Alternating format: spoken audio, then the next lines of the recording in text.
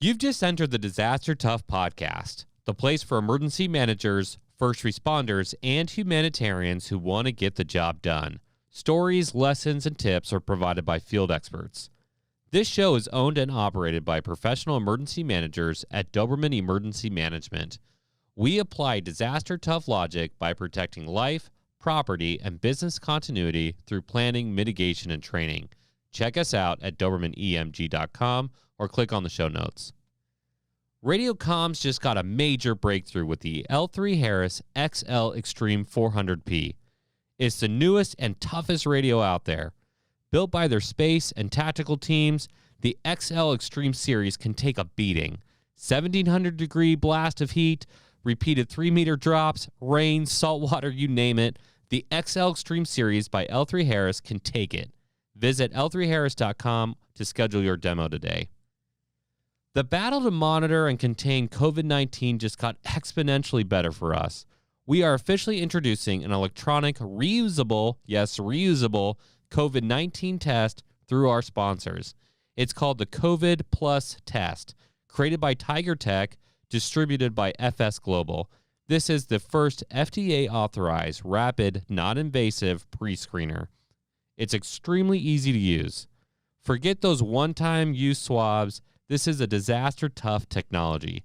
For more information on the COVID Plus test, check out our show notes. Welcome back to the show, everybody. It's your host, John Scardena. I am so excited for this episode. I have Tim Britt, the Operations Section Chief for the National Incident Management Assistance Team, RED, is what I think they're called now. Oh, even got the red on the shirt. Wow, they updated everything. Oh, that's cool. Before, when I was there, the color was gold, so maybe they've gone down in value. I don't know. But Tim's the man.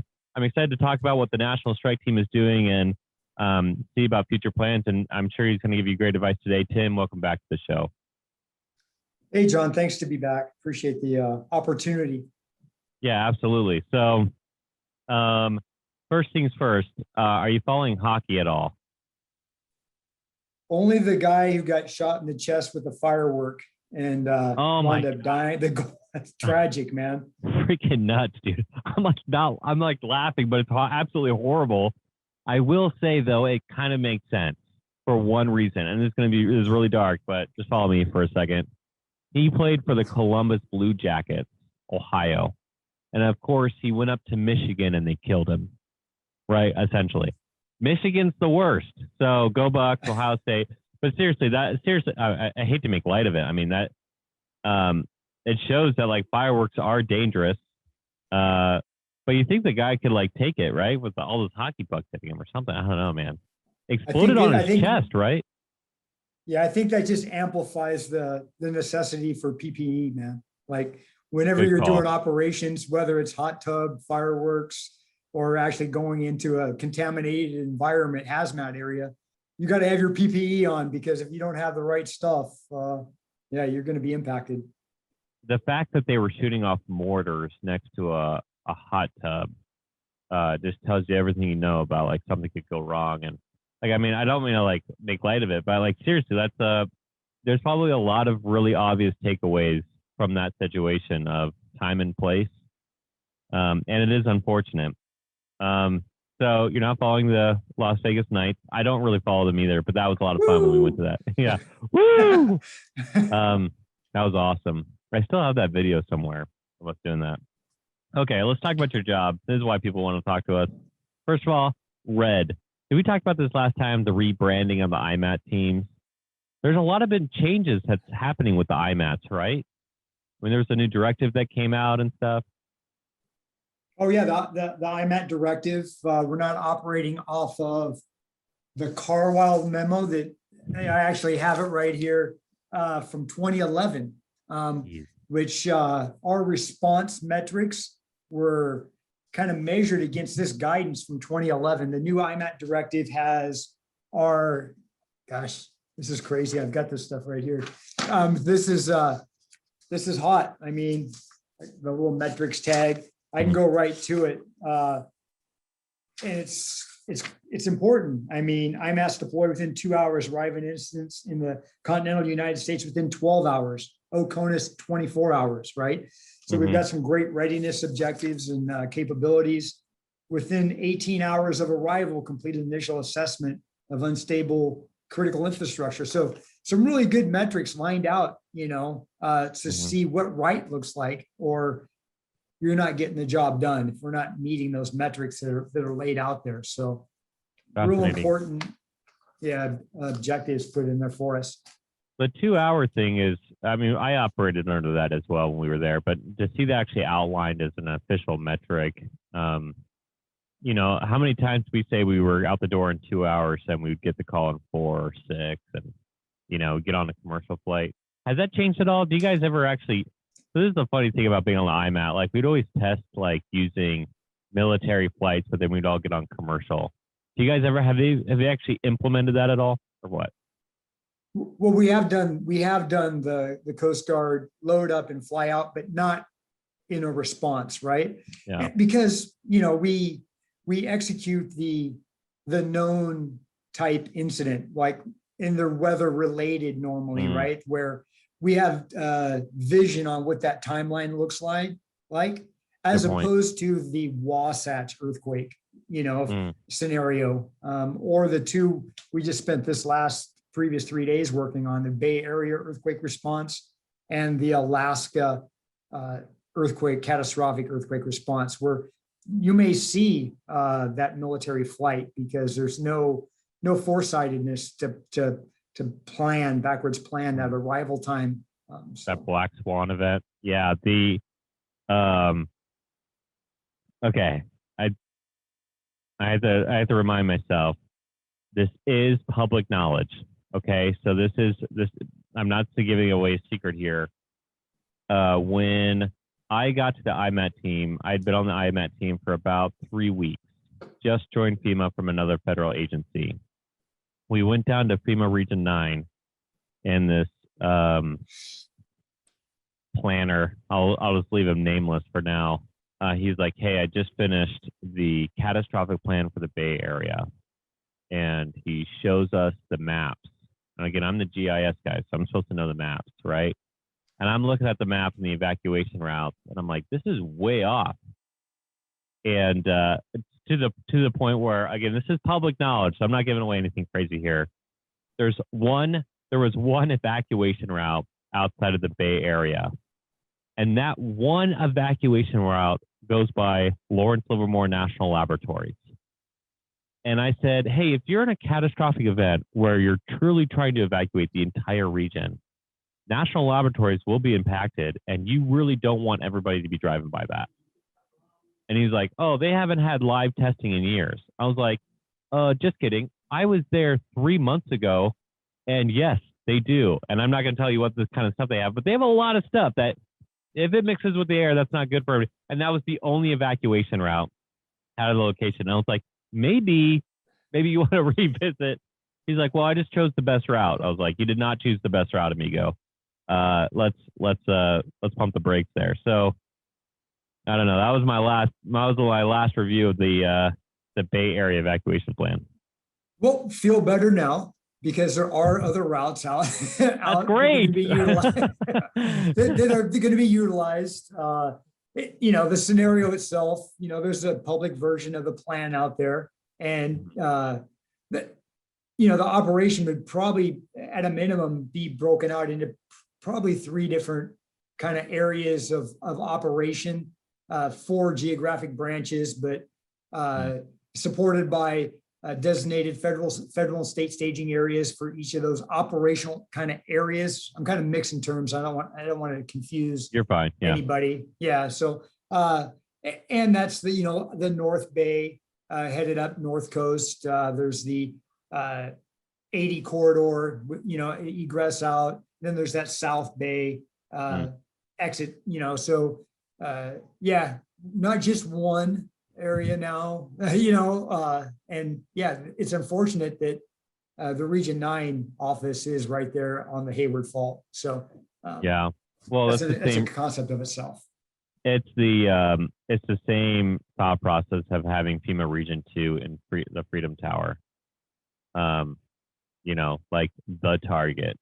right? And so like I think there's some political weight there of like saying like, hey, if FEMA's there, it's safe, and trying to help people feel like it's safer. But in terms of strategic, I remember a long time ago they were talking about moving FEMA Region 9 to the capital, but they decided to keep it in Oakland. So I don't know. There's a lot of planning constraints there. In fact, you guys have been dealing with a lot of different planning constraints.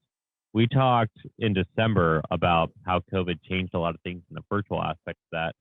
Now that I think the world has gotten tired of talking about COVID and politics, and so like they're open, even though we have the Delta variant and we have all these other things, but we also have vaccinations now. In terms of like congregate shelters and the response, pretty much all of FEMA, Joe said this on the show, pretty much all of FEMA has been vaccinated at this point.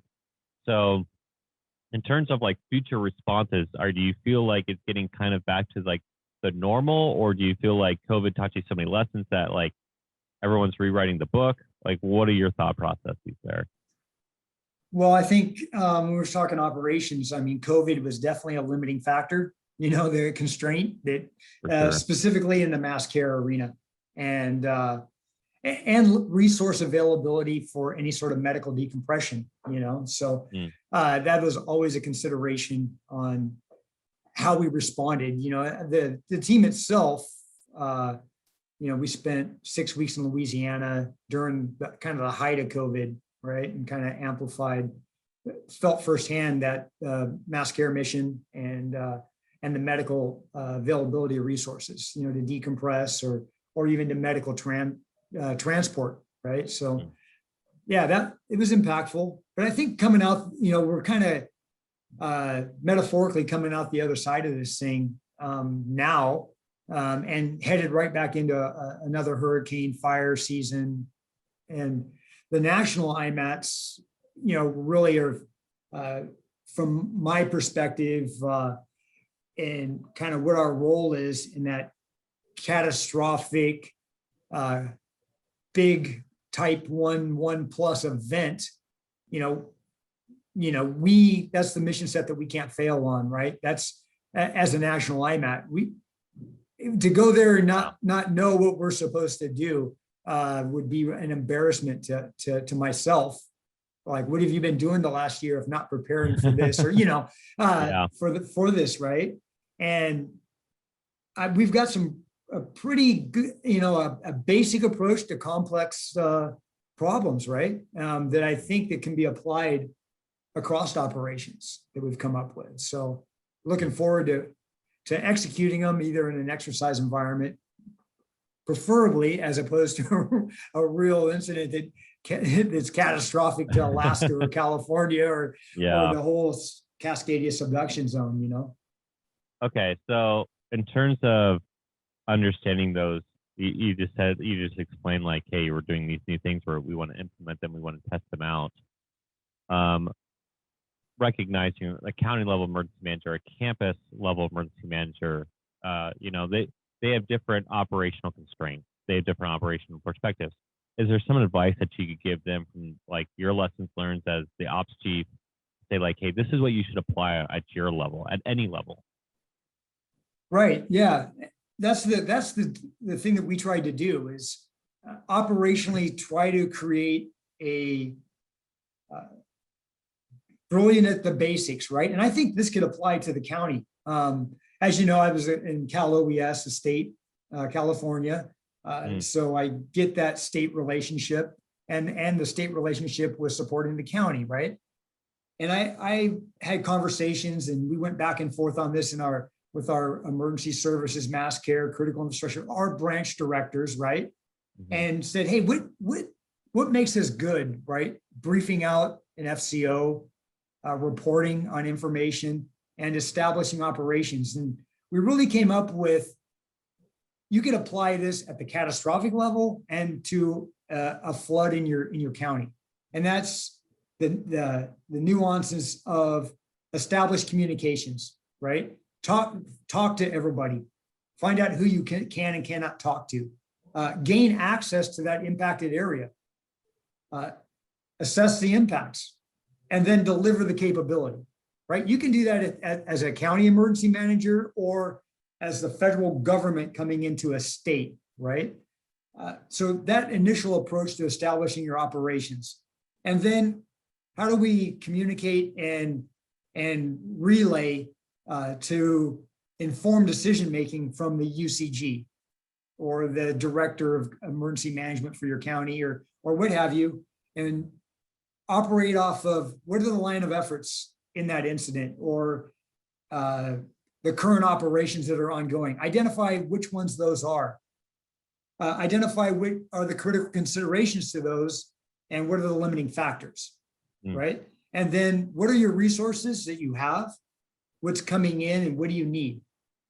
And then finally, what are the future operations? What am I going to have to support and what am I going to have to sustain moving forward? And I think if we did it in Delta and we did it in Laura, we kind of necked it down to that. And it was really effective. You didn't get the, hey, here's what I did today briefs, right? You did, hey, I know you did your job, right? That's why we're here. You know, I trust that, right? And then, you know, and apply those kind of 4 areas in a quad chart is kind of what we visually look at too. So yeah, I think those 2 concepts are going to play well for us. I love tell me what you did today, or let me tell you what I did today. Man, there's so many of those meetings where I was like, I do not need to hear this at all. Like, can we move on? Like, it always just felt like somebody patting themselves on the back of like, hey, this is what I did. And then you create a culture of like thinking you all did really great because you never took time to talk about the gaps, right? And so like, hey, what do we need to get done? So of course, Tim Britt, our friendly Marine, is going to say like, hey, let's think of outcomes first. I was actually just telling, who was it? Kevin Coleman. I was just talking to him and, or was it Kevin Coleman? It was Patrick McGinn. It was somebody, one of our mutual friends. We've had a really great year with Doberman. We've hired a lot of really talented people. And what happens is people want to create their own projects. They want to like expand. They want to do career development, all that kind of stuff. And they start making these goals. And the question I keep on going back to them with, and it's becoming kind of repetitive, it's becoming kind of a thing, is what is the outcome you want? And if they can't tell me the outcome they want, that means they're approaching the planning process from the wrong direction. You always start with the outcome in mind. For IMATs, it's how do you go home, right? How do you get people out of shelters? How do you return to normal? How do you get into recovery? That's the outcome. So that's just really fascinating that, you know, the advice you give is so applicable to anybody. It's like, get away from the fluff, as I'm talking too much myself. You brought up 3 things. Yeah, you brought up 3 things that I wrote down here. Basically, you're describing situational awareness and true situational awareness. Get into the disaster, assess the damages, make courses of action, go, right? I'm a big fan of situational awareness. I don't think it's utilized as much as it should be in emergency management. And therefore, a lot of decisions create snowballs of directions, aimless directions. And so I think that's a really good call out. In fact, maybe you can bring that up a little bit later again. You talk about lines of effort. Tell me, so this is where maybe that's where we'll pause here. I actually have a third one, the support versus sustain. Lines of effort. Tell me more about lines of effort. Boy, you're going to embarrass me with the book definition, right? But conceptually, those are the current operations, right? That are impacting community lifelines. Those key factors, let's say mass care would be a line of effort. And along that line of effort, you know you have an outcome or an end state, but you know along that line of effort, there are intermediate objectives that need to take place to stabilize that community lifeline or that operation. Temporary power is another one, right? That would be a line of effort, stabilizing the power requirements for a community lifeline. And what does that define that end state and then apply what needs to happen along that along the intermediate objectives along that line of effort. And it's kind of it can be a little bit wonky because you look at it visually linear when the actions may not be linear. Okay, so but something to keep in mind when you're talking about it and briefing it. We do a federal incident approach that we develop that outlines the line of efforts, shows the resources, shows the gaps. What are we doing to mitigate against maybe environmental factors to execute that line of effort? Really is, it helps me see it operationally, like wherever, and to say it's really complex. It's really has a bunch of interdependencies. Then maybe that's where you're going to stand up a task force within your organization and bring all the key players together. And that's really one of the benefits of developing that line of effort, writing it down, because the effort that it takes, the communication effort and cross-coordination effort to build it, to be able to articulate it, usually gets you to the outcome of that situational awareness that you're talking about. The interdependency was the word that was coming up in my mind. It's like, it's an easy way to explain something that's interdependent and even interconnected. The way I would describe it is like the fourth grader doing the solar system. If you do like a solar system like display, you have the sun, and then you have like these perfect equal rings of like where each of the planets are, and that's a really easy way to explain what the solar system looks like. By the way, there are 9 planets, so screw anybody who thinks there's not. But Pluto is a planet. But if you look at the reality of it, it's obviously much more complex. They cross paths constantly. There's the sun and the solar system is actually turning in real time on top of itself. And so, like for a fourth grader or for on paper, it's easier to see that, and you should see that so you understand like what the problem set is. But in the reality of it, it requires lots of task force to understand a very complex situation. And so, great way to explain that. Support versus sustain. I'm going to do like this whole definition thing on you real quick. Tell us the difference between support versus sustain. Boy, well, I think the supporting and sustain, I don't know if there's really that broad of a difference, right? But I think sustainment is the goal, right? Absolutely. Right. That's supporting it is one thing, but I think sustain's a much stronger action. And Mike Smith, another operations section chief on one of the other national IMATs, right? He one of the first things that he mentored me on was don't start something you can't sustain. Especially like in the delivery of commodities, let's say, where you have an impacted population that's one day they come somewhere for MREs and water or blankets or tarps, and then the next day they come and it's not there, right? Like because you only had a limited amount, or I mean, so whatever you start, you have to be able to sustain. That's you got to help those that you can help, but keep that in mind when if you can wait 12 hours or 10 hours to get it right, maybe that's the better choice. And I like to look at it from future ops, and it's in the mass care. How long is this mass care shelter mission going to be? And can those people that are survivors themselves going to be able to sustain that shelter operation at the local level?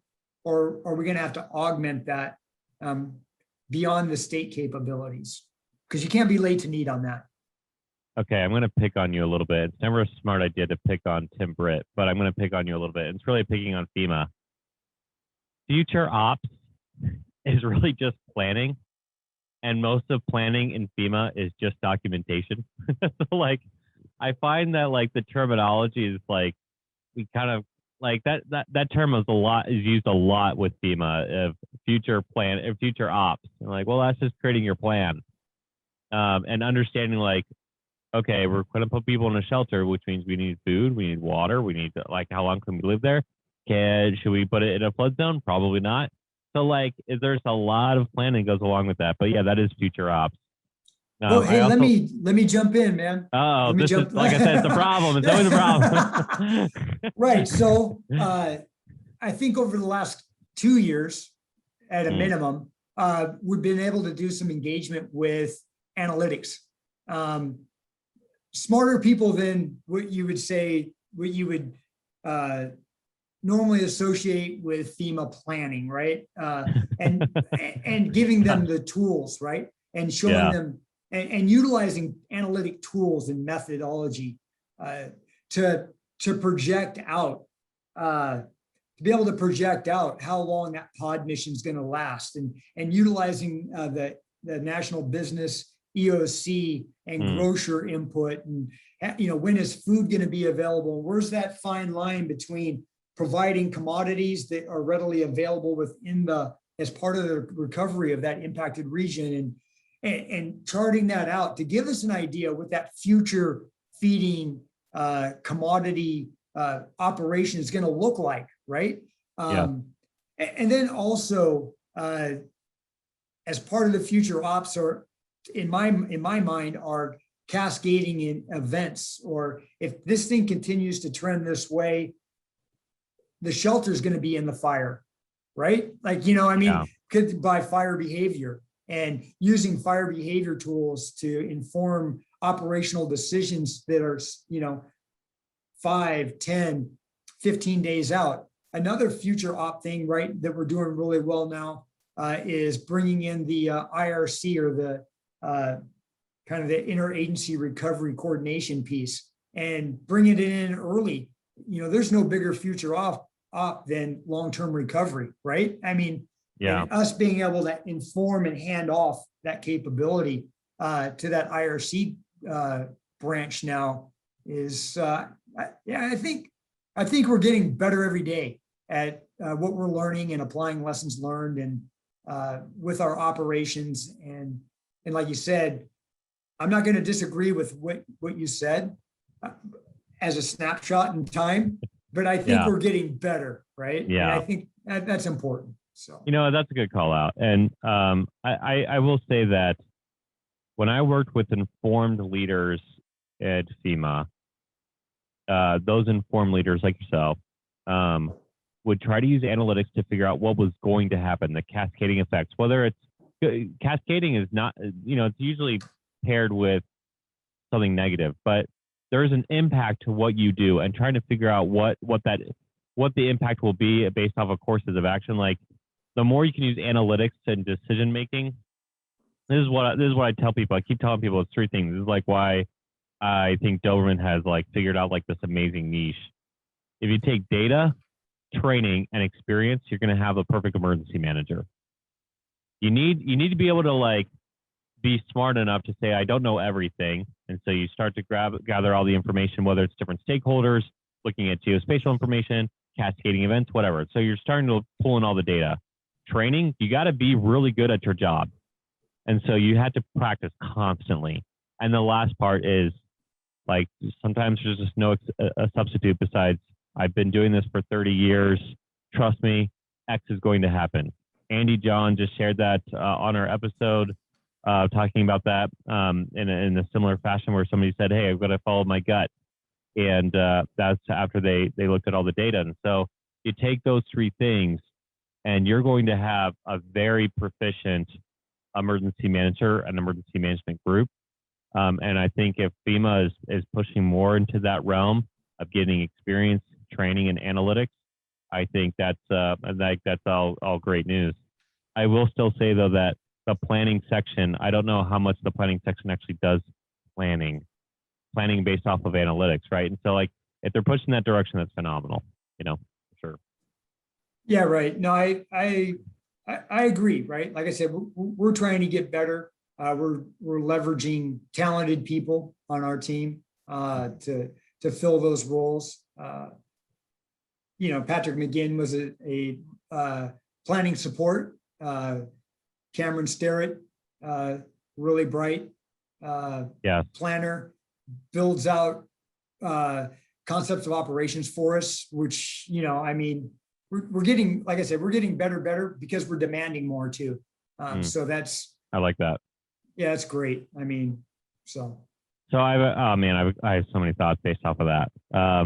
First of all, Patrick McGinn and Cam Starrett, phenomenal emergency managers. And in terms of the planning section, the emergency support unit leader is the most emergency manager, kind of really on the team, to be honest.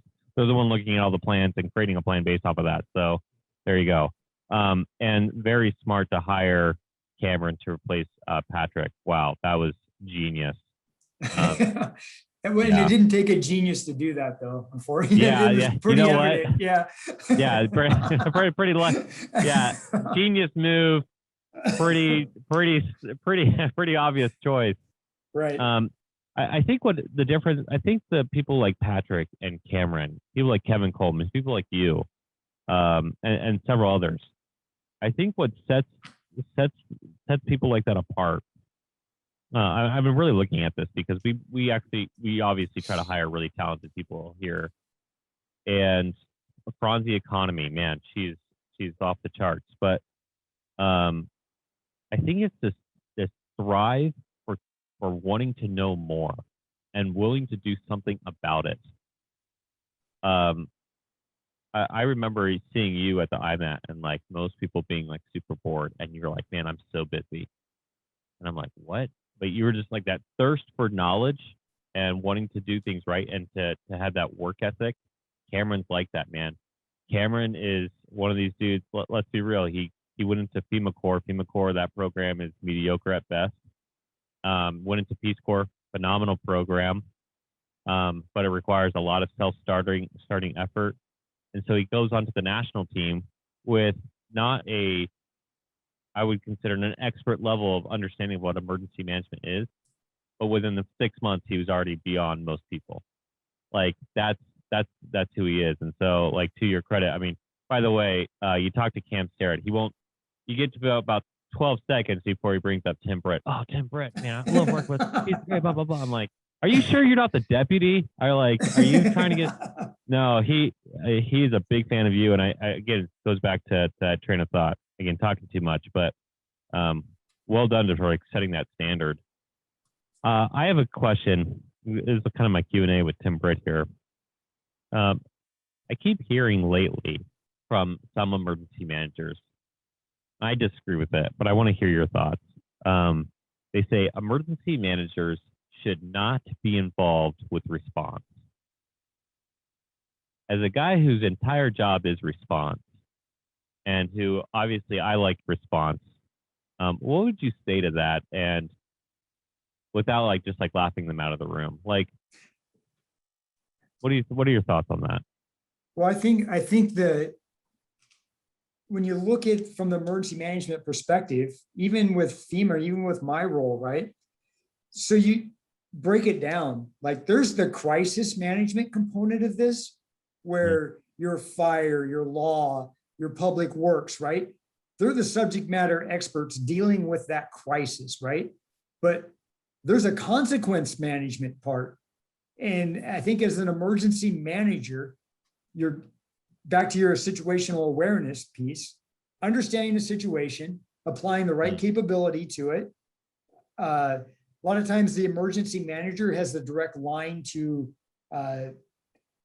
whatever that the governor, the city manager, the county board of supervisors, that governmental component, and they're looking for information related to the incident. So there's that ESF 5, capability, that role that you fill with providing information that links that public affairs component, does that alert and warning. So yeah, you have to be, when you just look at core capabilities and where those live, right? You have to be involved in response. And then just the actual management of the consequences that come out of that. Are people being evacuated? Do they need the sheltering, is those mass care, the grant programs, right? That put that thing back together that was impacted through public assistance or other grants. That's the training, right? That can tie all that together into one organization. It lives under that emergency management umbrella. Yeah, I It's so totally obvious. disagree with that. I know Sorry. it's so obvious to me. But what I think what happens is they think, oh man, I love the crisis versus consequence management. I think what happens is either they have a crisis background or they don't have a response. They haven't been working directly with a response. They might work in a response, but it's not seeing that coordination that has to happen. The IMAT is kind of this funny thing because it's both strategic and tactical.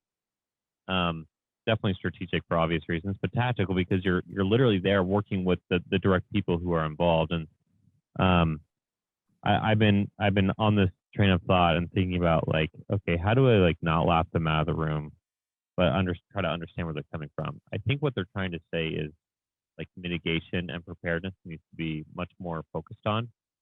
And so I would say that the most time-consuming thing an emergency manager should do is focus on mitigation. Mitigation should be much more focused on. We should stop disasters from happening for sure. But the most important function of an emergency manager is life-sustaining, right? We're in the business of saving and sustaining lives, life, property, and continuity of operations. And you'll have no more like real moment than helping somebody muck something out of their home or putting them up in a shelter because they have nowhere else to go. Like most important versus most time consuming. Right. I mean, you're in mitigation and preparedness until you're not, right? Like that's the, I mean, and then that's it's the quote. Yeah. then it's 100 miles an hour, right? Like, yeah. But really, when you start talking about, this is where I'm envious, right? Of the county or city emergency manager. I would love to get a THIRA, right? Identify the threat, start planning immediate actions. Hey, my community, I want them to be able to execute this through external affairs. This event happens, incident happens, immediate actions by not only the crisis folks, fire, public works, they're doing their thing, but that the citizens, right, that are paying us to say, hey, protect us, right? Inform us, tell us what we need to do. I would, if I lived next to like a, nuclear power plant, right? Like, or if there's some sort of nuclear threat, that an accident or an actual nation state threat that is involved, and you're telling somebody in and around that impact area, hey, I need you to shelter in place for 24 hours, right? They should know that before the incident, right? But if you tell me that thing just blew up over there, all that's on fire, but I need you to shelter in place because all that fallout and stuff has to happen first to minimize. But if you just tell me the day of, that was some sort of messaging, I'm like, yeah, that's cool, but I'm out, man. I'm running from that thing that I see over there. Yeah. See ya, bye. Yeah. So I just think that engagement at the local level and doing the preparedness piece, the THIRA evaluations and putting plans in place and then articulating them to the citizens that fall under your kind of jurisdictional boundaries. I think that's the win, man. Like that's where you really move the needle, as an emergency manager. Yeah, I like that. I like moving the needle and I like the idea of that. You brought up a lot of really great points today. You talked about, obviously crisis versus consequence management, which we were just talking about. We were talking about the need for response. We've talked about, kind of what the National Strike Team does in an overview and the operational perspective that can be applied across the board. So we covered a lot of really great topics today. I just want to give you the last word. If you're going to give advice to emergency managers out in the field right now, what would you give? What advice would you give? I would say first off is be brilliant at the basics and be able to execute on that consequence management. And then going back to what you said on that, the situational awareness and why is that important, right? Is understanding the situation as it relates to operations. As you know, in big events, we operate off planning assumptions, and planning assumptions come along with push of resources. The quicker we can understand the current situation, we can turn off that, articulate it to our higher headquarters, then we can stop the push of resources based on assumptions and institute a pool of resource requirements and fulfilling requirements, actual things that we need to apply to problems, and fill those gaps for, in our case, the state, right? Or the territory or the tribe that we're supporting. So I think just that's that situational awareness, be brilliant at the basics, understand the situation, and turn that push into a pull. And I think that's a win for response. It's a good thing that the mics are connected right now, because I could probably just drop it right now. That's a great way to end on. Be brilliant at the basics, situational awareness, mitigate until you're not, and then you're going 100 miles an hour, right? So, Tim, thanks so much for coming back on the show, man. It's always a pleasure. Hey, John, thanks for having me. Absolutely. So, if you like this episode, which you should have, you need to give us that 5-star rating and subscribe. If you have questions for Tim, you can send us an email at info@dobermanemg.com, or you can be brave enough to put your question out on social media. We'd love to be able to see that there for Disaster Tough Podcast or for Doberman Emergency Management. And if you want to work with Doberman Emergency Management, you want somebody who has training, experience, and a lot of data to back up their plans, then you should contact us again at info@dobermanemg.com, and we'll see you next week.